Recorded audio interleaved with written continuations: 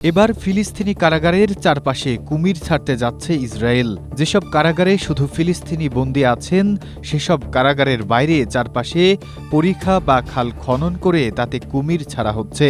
ইতোমধ্যে এই প্রকল্পের কাজ বেশ অগ্রসর হয়েছে। ইসরায়েলের প্রচলিত আইনে এতদিন কুমিরকে সংরক্ষিত বন্যপ্রাণী হিসেবে বিবেচনা করা হতো। এই ক্যাটাগরির আওতায় যেসব বন্যপ্রাণী পড়ে সেগুলোকে সরকারি লাইসেন্সপ্রাপ্ত চিড়িয়াখানা ব্যতীত অন্য কোথাও রাখার অনুমতি ছিল না। স্ট্রবেরি সুপার ডটেড ও ক্লাসিক ভ্যারিয়েন্ট সেনসেশন জাগুক শিহরণ।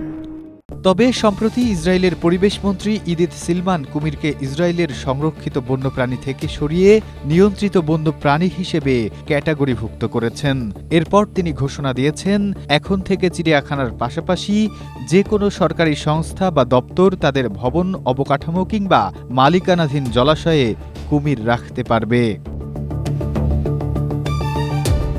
ইসরায়েলের কট্টর ডানপন্থী নেতা ইতমার বেন গিভর ৬ মাস আগে ফিলিস্তিনি অধ্যুষিত ইসরায়েলি কারাগারগুলোর চারপাশে পরিখা খনন করে তাতে কুমির ছাড়ার প্রস্তাব পার্লামেন্টে উত্থাপন করেছিলেন। কিন্তু ওই সময় আইনি বাধ্যবাধকতা এবং পরিবেশ আন্দোলন কর্মীদের বাধার কারণে তা সম্ভব হয়নি। বর্তমানে ইসরায়েলের ফিলিস্তিনি অধ্যুষিত কারাগারগুলোতে বন্দী আছেন প্রায় ৯,৫০০ জন ফিলিস্তিনি। এই কয়েদিদের মধ্যে শিশু এবং নারীরাও আছেন। সরকারের প্রাথমিক পরিকল্পনায় একটি অপরিণত কুমিরের জন্য $৮,০০০ এবং পরিণত কুমিরের জন্য $২০,০০০ বাজেট ধরা হয়েছে। ইসরায়েলি সংবাদ মাধ্যম জানিয়েছে, সরকারি কর্মকর্তারা মনে করছেন ফিলিস্তিনি অধ্যুষিত কারাগারগুলোর চারপাশে পরিখা খনন করে কুমির ছাড়া হলে একদিকে যেমন কারাগারের সুরক্ষা নিশ্চিত হবে, অন্যদিকে প্রহরা বাবদ খরচও কমবে।